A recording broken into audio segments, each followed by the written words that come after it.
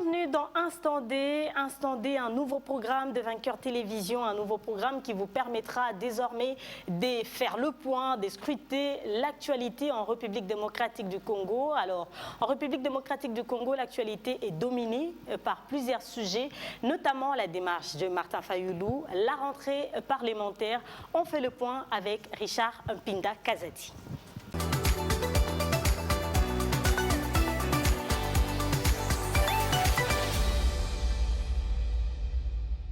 Mpinda Kazadi Richard, déjà en 2008, il a fini avec succès ses études universitaires à la grande faculté des droits de l'université de Kinshasa où il fait son 3e cycle. Sorti de l'université, il s'élance dans la carrière d'avocat. Admis au prestigieux barreau de Kinshasa Matete, ce jeune avocat d'affaires épris de l'intérêt général au profit de sa commune Limete, il contribua à l'échec de la vente de l'aire des Jeux de la 7e rue, place commerciale, par la ville de Kinshasa à la société Sonangol, société pétrolière angolaise. Rien d'étonnant de voir que dans son programme, il accorde l'importance de l'espace de jeu de la 7e rue. Ce jeune avocat fut séduit par les discours de Vital Kamerhe. Épris du goût des risques, Richard Mpinda décide de rejoindre Kamerhe en dépit de la position de sa résidence familiale qui ne permettait pas de parler d'un autre parti à Limete, fief historique d'un parti de la place. Il brava les dangers et alla prêter main forte à Kamerhe. Il devint alors un véritable pionnier de l'UNC à Limete, avec pour conséquence la première sortie de Vital Kamerhe à l'espace Plaza de la 5e rue Limete. Désormais, il ne se cache plus. On le voit aux côtés de Pierre Kangoudia. L'homme est déterminé aux capacités de réaliser l'impossible. Le mariage fut scellé entre les deux hommes. Jeune avocat avec un carnet d'adresses, il se lança aussi dans l'humanitaire en initiant un restaurant des cœurs à Montbélé et Kingabois. Aujourd'hui cadre de l'Union pour la démocratie et le progrès social, UDPS, mais également un membre de la force du progrès. En peu de mots, voici Mpinda Richard Kazadi.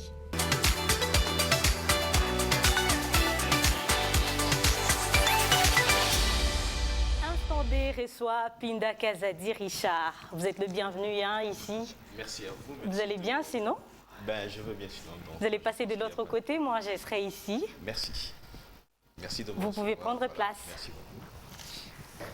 Vous êtes les bienvenus, c'est vraiment un plaisir pour nous de vous recevoir sur ce plateau. C'est un plaisir de partager. J'ai été, comme qui dirais-je, émerveillé par ce portrait que vous avez fait de moi, malgré qu'il y ait certains points sur lesquels il faudra revenir. Pas de problème, vous pouvez le faire directement. Oui. Donc, je suis, comme qui dirais-je, un tshisekéliste pur.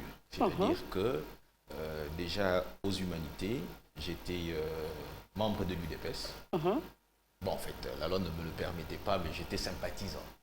Quand j'ai quitté l'université et que j'avais l'âge qu'il fallait, je suis allé à l'Union pour la Nation congolaise, à l'université.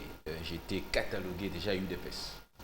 Quand j'ai quitté l'université, c'est ainsi que je vais évoluer un tout petit peu encore à l'UDPS et pris de l'envie de changer immédiatement les choses parce que nous avons constaté à notre niveau, peut-être que nous avons été pressés, nous avons constaté que pour changer les choses, il y fallu être dans la gestion de la chose publique.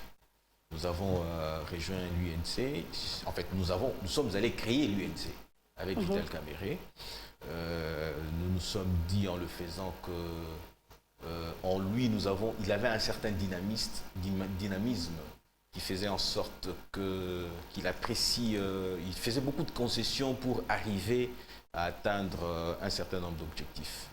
Malheureusement, nous avons été déçus quelque part parce que l'homme ne paraissait pas ce qu'il était, c'est en fait l'image qu'il donnait. Et au finish, nous sommes restés avec Pierre Kangoudia. Avec Pierre Kangoudia, l'option a été levée de nous séparer à un moment donné. Je me suis dit, mais pourquoi ne pas rentrer à mes amours? Parce qu'à l'UDPS, j'ai au moins compris une chose, que on pouvait discuter de certaines décisions. Ça, c'est la différence des autres partis politiques. C'est-à-dire le mot d'ordre peut venir de quelque part et les autres ne font que exécuter. Mais par rapport à tout ça, n'est-ce pas de l'inconstance idéologique et politique? Non, vous devez d'abord comprendre une chose. Du point de vue idéologique, nous sommes tous de la social-démocratie. C'est plutôt l'incarnation des valeurs que vous défendez. Vous savez, moi j'ai compris une chose. J'ai œuvré à un moment donné dans la société civile, mais la société civile n'a pas le manette qu'il faut pour éventuellement enclencher les développements d'une société.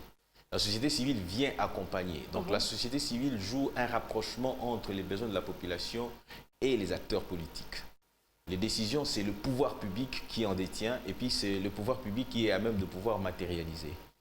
Cette difficulté, je dirais qu'en fait, à un moment donné, disons que nous avons levé certaines options. Nous, épris de l'envie de voir le Congo se développer, celui qui pouvait incarner ou donner l'impression d'incarner un certain nombre de valeurs, eh bien, je vous dirais que la preuve en est que, puisque je pensais, j'imaginais, j'anticipais que le feu Étienne Tshisekedi n'allait pas accéder au pouvoir.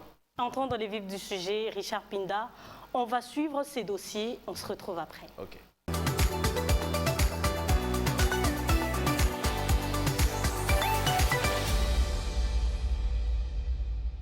L'affaire fait un tollé depuis un certain temps en République démocratique du Congo. Martin Fayoulou et Théodore Ngoï, deux anciens candidats présidents de la République, réclament la destitution du président Félix Tshisekedi. Théodore Ngoï veut qu'on puisse destituer Félix Tshisekedi, mais c'est le Parlement. Si le président Martin Fayoulou accepte et demande qu'on destitue le président, il demande à qui au Parlement? Au Parlement, c'est qui? C'est le FCC. Et si le président Félix est destitué, qui prend les rênes selon la Constitution? C'est un moment bas, le FCC. Le président Martin Fayoulou est-il prêt à pouvoir cautionner que le FCC revienne au pouvoir?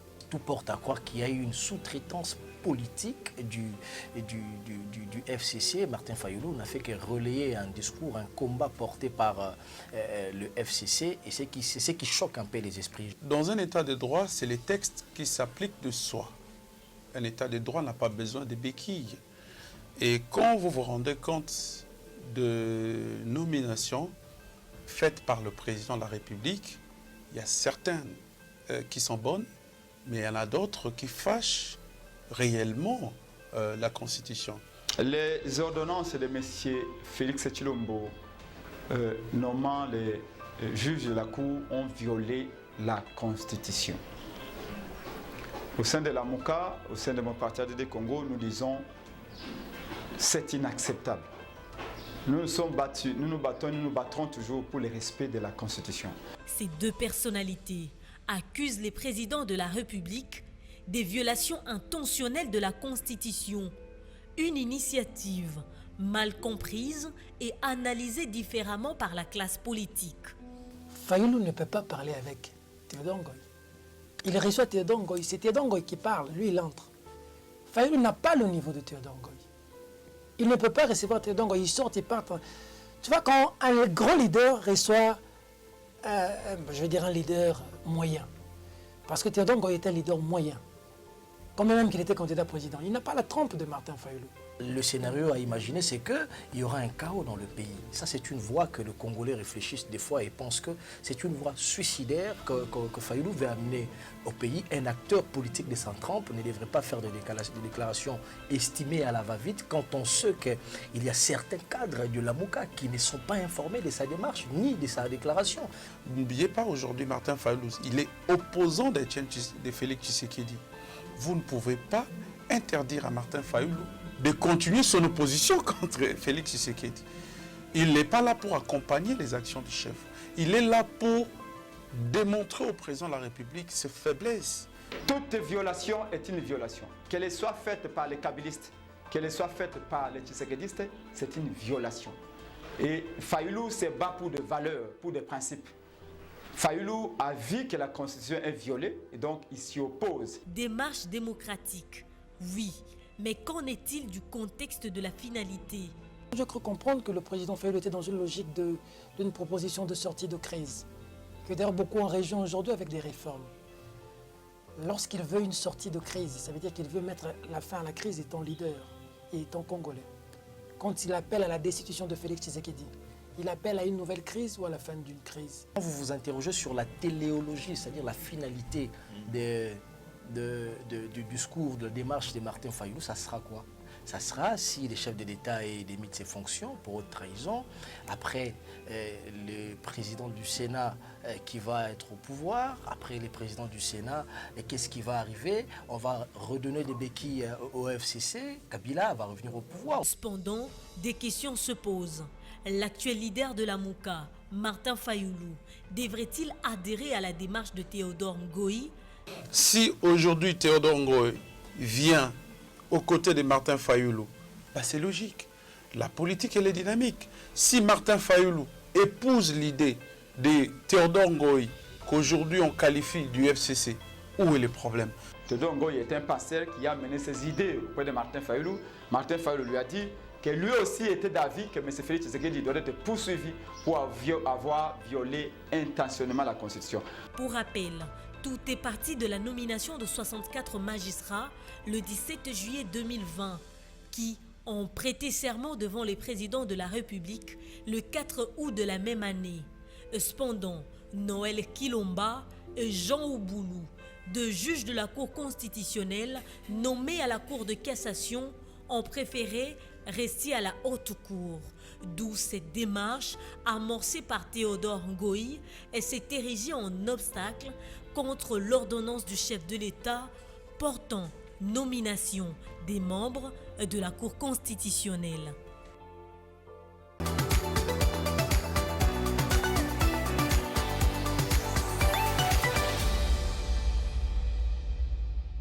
Richard Pinda, vous êtes cadre à l'UDPS. Vous venez de suivre le dossier. Quand est-ce qu'on parle d'une violation de la Constitution? Madame, merci pour cette question. D'abord, il faut partir du principe que la constatation de la violation de la Constitution ne se fait pas dans la rue, ne se fait pas non plus au cours des embrassades politiques de candidats qui ont lamentablement échoué.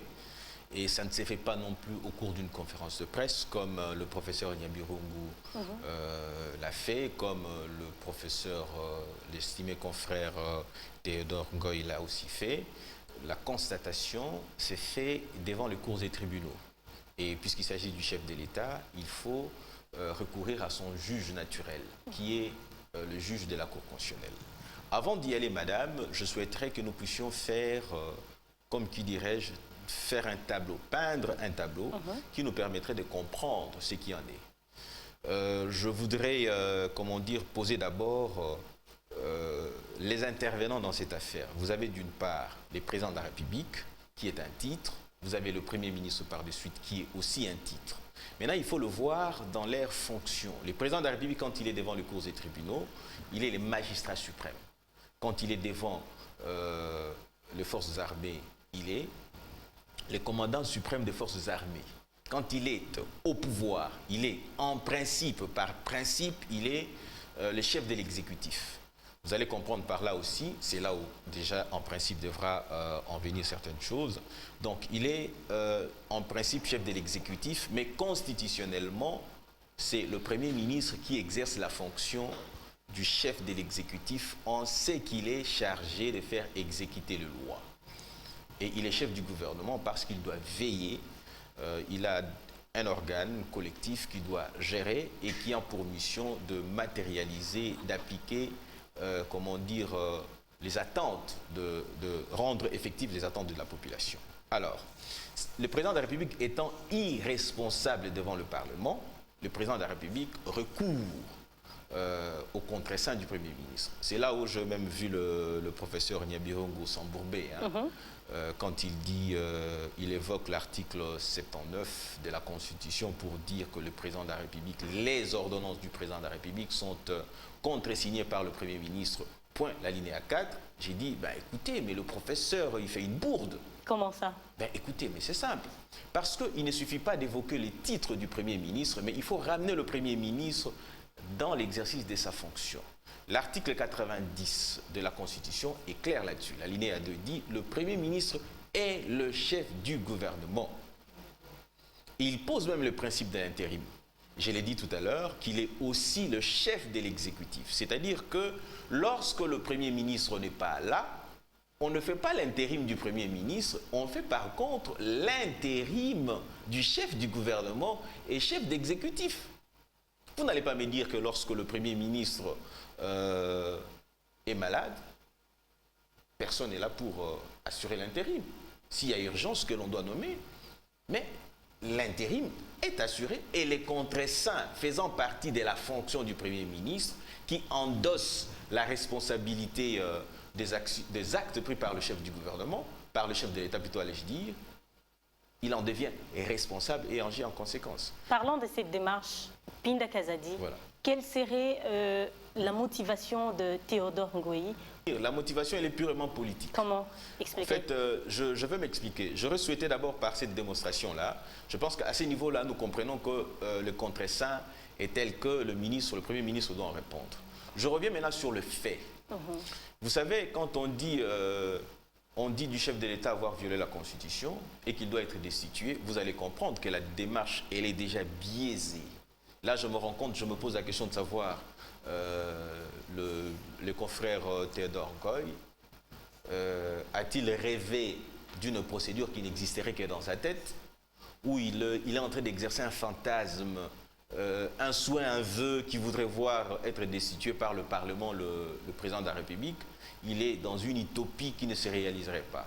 Pourquoi? Parce que nous disons un état de droit en construction. Qui dit un état de droit voudrait que les termes des actions ou de l'action des uns et des autres soient déterminés par la Constitution. Et vous allez vous rendre compte que la Constitution ne détermine nulle part où le professeur ou le confrère Théodore Ngoï peut aller éventuellement saisir le Congrès tel qu'il a fait, n'ayant pas compétence d'abord, pour éventuellement destituer le chef de l'État. Et vous allez comprendre une chose. Je disais tout à l'heure que cela n'a existé que dans sa tête. Puisque cette procédure n'existe pas. Pour destituer le chef de l'État, déjà, il faut... Vous savez, la Constitution a verrouillé la procédure déjà. C'est-à-dire qu'il faut que le procureur près la Cour constitutionnelle saisisse pour la première fois le président de la République pour demander l'autorisation de poursuite, plutôt de la mise en accusation. Et deuxièmement, après avoir reçu cette autorisation, c'est-à-dire qu'il mène des enquêtes par de suite, il constate qu'il y a eu des faits infractionnels, il saisit pour la deuxième fois le Parlement pour... pour autoriser les poursuites. On poursuit les chefs de l'État devant le cours et tribunaux, en l'occurrence la Cour constitutionnelle, et la Cour constitutionnelle statue sur la destitution du chef de l'État. Ça ne s'est fait pas au Parlement. Je pense qu'il a dû rêver. Il a confondu la Constitution congolaise à la Constitution américaine, par exemple. Parce qu'aux États-Unis d'Amérique, on peut encore déchoir le président de la République par le Congrès. Mais ici, chez nous, ça n'existe pas. Vous savez, nous nous attendions à ce que sorte du droit. Mais moi, je compris une chose, que ce sont des confusions qui ne pouvaient pas à un certain niveau arriver. Que le professeur Théodore Ngoï se distingue dans une telle confusion, je me pose la question de savoir qu'est-ce qu'il rencontre à ses étudiants. Est-ce une démarche suicidaire qui peut amener le pays dans une crise inéluctable? En fait, c'est une démarche qui a un objectif. Heureusement, j'ai aimé la position du gouvernement pour dire qu'il n'y avait pas de crise. En fait, ce que l'on poursuit derrière cette action, c'est un dialogue. C'est-à-dire que les amis sont dans ils veulent, en fait, vous allez prendre, j'ai dit, il a carrément endossé la démarche du FCC, et il est allé, comment dire, retrouver un des alliés du FCC, okay, c'est-à-dire la Mouka, pas un allié apparent, hein. C'est-à-dire qu'il est allé rencontrer la Mouka pour éventuellement nous amener à un dialogue. Quel serait l'objet de ces dialogues-là? Vous allez vous rendre compte qu'au jour d'aujourd'hui, la question de Ronsard n'est pas encore réglée. Pas encore. Pas encore réglée. On va en parler vers la fin. Okay. On en parlera sûrement. On en parlera. À l'issue de ces dialogues, puisqu'on en parlera, à l'issue de ces dialogues-là, on pourrait imposer au chef de l'État certaines choses. Entre autres, Ronsard par exemple. Entre autres, les élections, comment dire, au suffrage indirect. Vous voyez, ils se sont rendus compte que du point de vue du droit, on ne peut rien imposer au président de la République. Et je l'ai dit tout à l'heure. J'ai même entendu beaucoup de gens confondre certaines choses, puisque l'article 148 de la Constitution est clair quant à la compétence de la Cour constitutionnelle, quant à l'appartenance de la Cour constitutionnelle. Puisque vous allez comprendre que la Cour constitutionnelle faisant partie du pouvoir judiciaire, ok, et le pouvoir judiciaire est géré par le Conseil supérieur de la magistrature, ok, je ne vois pas comment on peut prétendre que le sort des magistrats qui ont été, retirés du quota de la Cour constitutionnelle, plutôt du Conseil supérieur de la magistrature, de la Cour constitutionnelle, par le Conseil supérieur de la magistrature, et prétendre que ces magistrats-là n'étaient pas concernés. Et en parlant de cette démarche, justement, pourquoi Théodore Ngoï n'est pas allé vers Moïse Katumbi? Pourquoi il n'est pas allé vers Joseph Kabila? Ça, c'est intéressant. Non, mais ça, c'est intéressant. Pourquoi est-ce fait à dessein? Non, mais madame, c'est clair. Nous avons vu des vidéos sur qu'il est ici, qu'ils ont parlé avec M. Raymond Tchibanda. Et Raymond Tchibanda qui dit Raymond Tchibanda, on sait qu'il est très proche du président Joseph Kabila. Et nous savons aujourd'hui que le blocage que nous connaissons dans les pays, c'est le FCC qui ne fait pas son travail. Ils sont majoritaires au Parlement, mais pourquoi n'ont-ils pas enclenché la machine de contrôle gouvernemental? Puisque c'est au Parlement de contrôler le gouvernement. On a l'impression que le gouvernement est en train de patiner, que le Premier ministre, je dirais compte tenu de son âge, de tout ce qu'il a comme poids, n'arrive pas à s'en sortir. Donc s'il va voir nos amis, son ami de la MOCA, c'est tout à fait normal. Parce que, vous savez, une démarche, en principe, il ne devait pas aller là-bas. Il a été consulté par ses clients. Il devait aller devant le cours des tribunaux pour, premièrement, faire constater la violation de la Constitution. Et lorsque la constatation est faite, il saisit maintenant le procureur pour que ce dernier demande les autorisations auprès du Parlement. Et si cela s'avérait que son argumentaire tienne, c'est la peur qui s'installe au parti présidentiel? Pas du tout, madame. La peur de donner, raison à Madame, Théodore nous sommes Ngoï. rassurés. Vous savez, il y a une chose, il faut faire la part des choses. Donner raison à Théodore Ngoï, ça serait illusionné. Vous êtes de l'UDPS, c'est pour ça que vous dites ça? Non, je suis de l'UDPS et je suis rationnel. C'est-à-dire qu'il n'y a pas eu de violation de constitution. Écoutez, j'aime bien dire ça comme ça. Et plutôt, qu'est-ce que j'ai dit? Théodore Ngoï, dans ses élucubrations, il a perdu le Nord. Il devait en principe saisir le cours des tribunaux pour faire constater. Éventuellement, s'il ne pouvait pas faire constater, puisqu'il peut prétexter au jour d'aujourd'hui que le quorum ne pouvant pas être atteint au niveau de la Cour constitutionnelle, alors il pouvait saisir le Conseil d'État pour éventuellement annuler l'acte pris par le chef de l'État, ou alors prendre en fait, un juge référendaire de manière à suspendre l'exécution de ces textes-là. Et vous allez vous rendre compte que non, rien de tel n'a été fait. Tout avocat outillé, tout avocat compétent aurait compris. En fait, c'est ce que moi j'aurais fait. C'est-à-dire que j'aurais saisi les cours des tribunaux. Et quand on écrit au chef de l'État pour demander au chef de l'État de revenir sur sa décision, mais vous la fondez sur quoi? Sur vos rêveries? Comme c'était le cas avec Théodore Ngoï, je suis désolé. On va marquer une petite pause. Richard Pinda, on se retrouve après. Il n'y a pas de souci.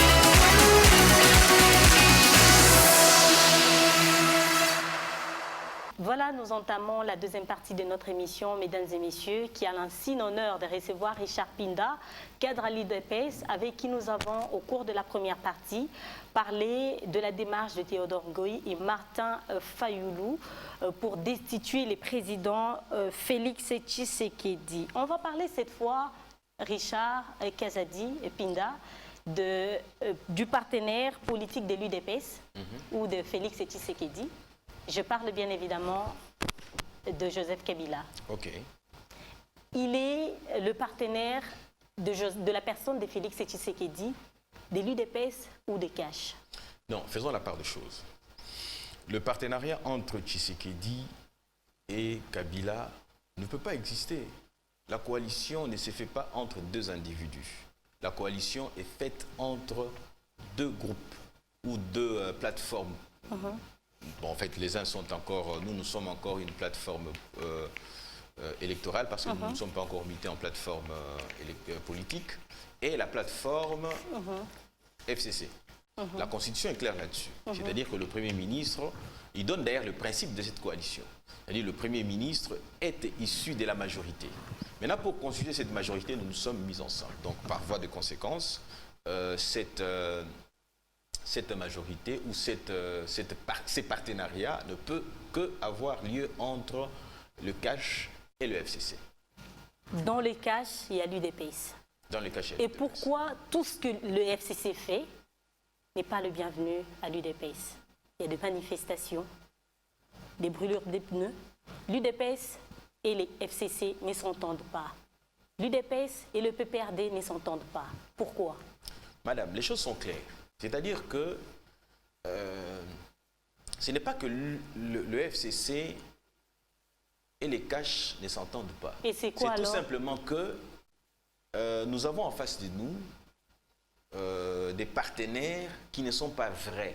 Comment ça? C'est-à-dire qu'ils ne respectent pas les principes qui doivent régir un partenariat ou une coalition. Je m'explique, je ne vais pas trop loin. Je vais vous prendre un fait. Comment pouvez-vous imaginer que vous soyez dans une alliance, ok?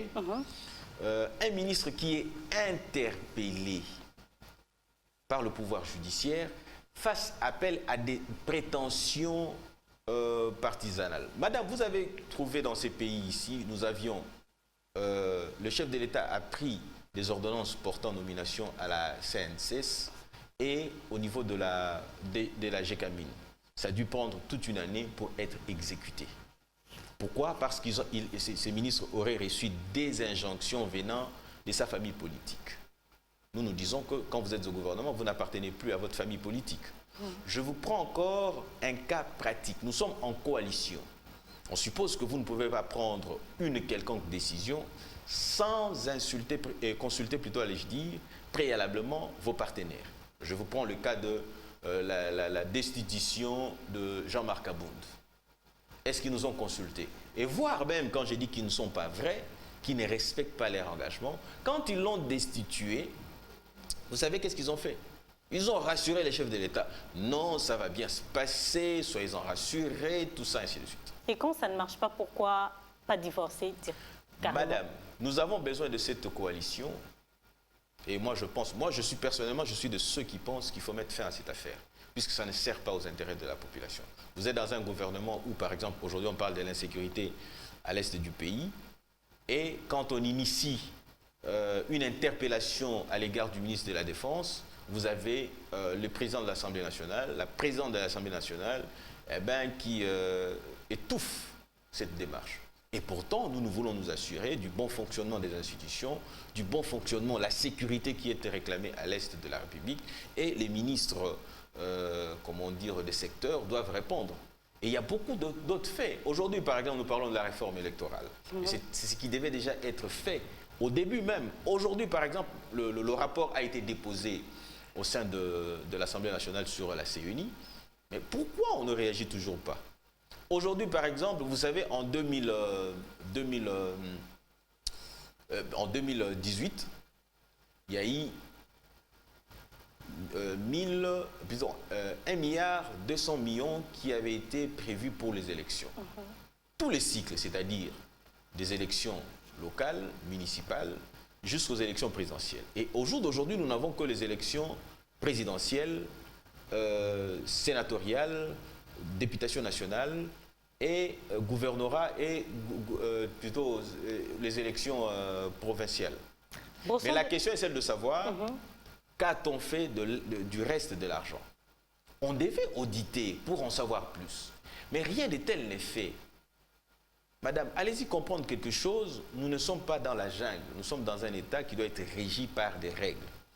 Et ces règles-là doivent être appliquées par l'exécutif et le Parlement. Quand cela n'est pas appliqué, le Parlement est censé contrôler l'exécutif dans son action. Mais nous nous rendons compte que Madame Mabunda se livre à des spectacles qui n'ont pas les raisons d'être. Richard Pinda est pour les divorces entre les FCC et CACH. Brossons de manière succincte la rentrée parlementaire de septembre, essentiellement budgétaire. L'aspect qui nous intéresse, c'est la présence du sénateur Joseph Kabila. Est-ce insignifiante ou un agenda caché? Je pense que, moi j'ai l'impression que c'est une version. Vous allez constater que quand le président de la République était à l'Est lorsque son avion, je n'ai plus la date exacte, lorsque son avion a été abattu, le président de la République a organisé, il y a eu une manifestation qui avait été organisée, à l'issue duquel Joseph Kabila était attendu. Alors, il est arrivé à la fin de la manifestation. Moi, je comprends. Moi, j'ai lu autre chose. C'est-à-dire que j'ai vu un autre message. Le message était lequel? C'est qu'il ne voulait pas faire des civilités au chef de l'État. Et aujourd'hui, le président de la République se retrouve à son homologue à Sélé, où il devait rendre hommage. Et l'ancien président Kabila était attendu. Curieusement, il se présente au Sénat. La question que je me pose, c'était une excuse pour lui, une façon pour lui d'esquiver, pour ne pas aller présenter. C'est-à-dire que, je dis dans sa tête, il n'a pas encore réalisé qu'il n'est plus président de la République. Et je comprends maintenant les discours et la démarche entreprise par certains caciques du FCC, qui tend à faire croire aux gens que Tshisekedi devait remettre le pouvoir. C'est comme si c'était un pain qu'on avait confié à Tshisekedi et qu'à un moment donné, dès qu'il s'en serait lassé, il l'aurait remis. Selon certaines indiscrétions, les chefs du clan FCC, Joseph Kabila, est en train de préparer un mauvais tour au président Tshisekedi. Qu'en pensez-vous? Madame, on pouvait encore accepter à 2 jours quand Tshisekedi accédait au pouvoir. Mais au jour d'aujourd'hui, c'est compliqué et difficile, quasi impossible. Retenez ce que je vous dis aujourd'hui et vous allez vous en rendre compte avec le temps. Aujourd'hui, il faut... Vous savez, pendant même cette histoire de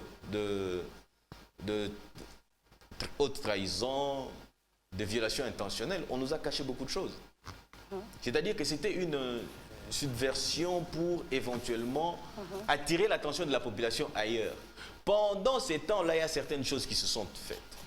Entre autres, on a découvert que pendant que Kabila gérait la République et que l'on disait qu'on n'avait pas l'argent et que l'on avait toujours près de 4 milliards, voire même 3 milliards de dollars comme budget, à la Banque centrale, il y avait l'existence de sous-comptes. Et ces sous-comptes-là servaient aux intérêts des individus. Nous nous sommes encore rendus compte, lorsque vous allez dans le Bas-Congo, vous vous rendez compte que les ports privés qui sont érigés là-bas, aucun agent de l'État n'y va pour percevoir l'impôt ou taxe due. La douane n'y va pas. C'est-à-dire que tout ce qui devait être perçu comme argent entrait dans les poches des individus. Et l'État congolais était malheureux. Et qui était à la tête du pays? C'est un certain Joseph Kabila Kabange. Des sujets comme l'entérinement des Rossard Malonda, l'élection par les grands électeurs, mais également chercher un moyen pour contourner l'état de droit. Vous avez quelque chose à dire là-dessus? Oui, madame. Vous savez, au départ, quand Tshisekedi prenait les ministères de l'Intérieur, je n'avais pas compris l'anticipation de cela. Vous savez, on avait l'habitude dans ces pays, lorsque les gens manifestent, c'est de lacrymogène, c'est des tueries, c'est des ceci, c'est de cela. Certes, c'est vrai que les dérapages, ça ne manque pas. Mais vous serez d'accord avec moi qu'aujourd'hui, les manifestations publiques ne sont plus pareilles. Vous pensez, vous savez, le fait que Tshisekedi a dit ceci, je me rappelle, c'est qu'on se retrouvait chaque samedi soir chez lui à la maison, où on pouvait, c'était le week-end, samedi ou dimanche, on se retrouve tard la nuit avec, on pouvait échanger. Il nous dit une chose, qu'un peuple organisé est plus fort qu'une bombe atomique. C'est-à-dire qu'au jour d'aujourd'hui, moi je me dis, ça c'est moi qui l'ai dit, ça n'engage que moi, à la prochaine marche, s'il faut aller au palais du peuple, nous devons aussi faire un tour à Kingakati pour éventuellement visiter le propriétaire de ces lieux-là et aussi les crocodiles qui y habitent. Donc ça serait intéressant pour dire, puisque les calculs machiavéliques ne viennent que de là-bas. S'il faut faire des salmalek, c'est là-bas à Kingakati qu'on les fait. C'est bon, Richard Pinda. Oui. Nous entamons la dernière partie de notre émission. Vous ne voulez pas poser de problème à la chaîne, je comprends. Nous entamons la dernière partie de notre émission. Oui, madame. Il s'agit de tirer une question au sort. Je vous demande de vous lever. Merci beaucoup. Nous allons faire venir Noélie Malonda, qui est juste de l'autre côté du studio. Vous pouvez venir, Noélie. Vous pouvez entrer. Madame Noélie. Vous allez tirer une question, si elle peut passer ici. Merci. Vous allez tirer une question. On fait les ficofio. Ficofio, pas de problème. Bon, je prends. Tirez une question. Lisez vous-même et répondez. Merci Noélie. D'accord. Oui, vous me posez la question de savoir ce que je pense de la prophétie de Roland Dallon. Voilà. Vous pouvez regarder la caméra. Ah, je peux regarder la caméra. Chère caméra, je vous regarde. Vous avez 1 minute pour répondre chrono. Ben, ok, chrono. Voilà. Je voulais dire ceci, que d'abord, ce n'est pas une prophétie. Il a dit qu'il pensait. C'est une pensée. C'est-à-dire qu'il aurait mûri sa pensée d'une réflexion quelconque. Ok. Et au finish, il dit, je pense que Tshisekedi n'arrivera pas à apporter les développements attendus. Eh ben, j'ai dit une bonne trentaine d'années avec Mobutu, 3 ans avec Kabila, 18 ans avec Kabila le fils. Okay. La conséquence, c'est que le pays est dans un sale état. Le relever, ce n'est pas en 1 année, 2 ans. Ce qui voudrait dire que la démarche est déjà entreprise par le président de la République qui tend éventuellement à relever le pays, c'est-à-dire à poser les fondamentaux, entre autres l'indépendance de la justice qui doit assurer l'équité, garantir la liberté de tous. Et aussi le bon fonctionnement des institutions, entre autres. Vous savez, moi je me dis, si Kabila avait l'amour du Congo, l'enseignement aurait atteint un certain niveau. La gratuité de l'enseignement qui a été même consacrée sous Mobutu n'a été matérialisée qu'une 50aine d'années après, c'est-à-dire sous Tshisekedi. Merci Richard Pinda Kazadi. Merci à vous. Merci d'avoir répondu à nos questions. Merci je vous à vous accompagne déjà. Nous sommes arrivés pratiquement à la fin de notre émission. Merci à vous. Au revoir, je vous dis au revoir. Merci. Moi, je reste là avec les téléspectateurs. Vous étiez nombreux à Kinshasa, vous étiez nombreux de partout. Vous nous avez suivis. Merci de votre fidélité, merci de votre attention. On se retrouve prochainement avec le même plaisir. Au revoir.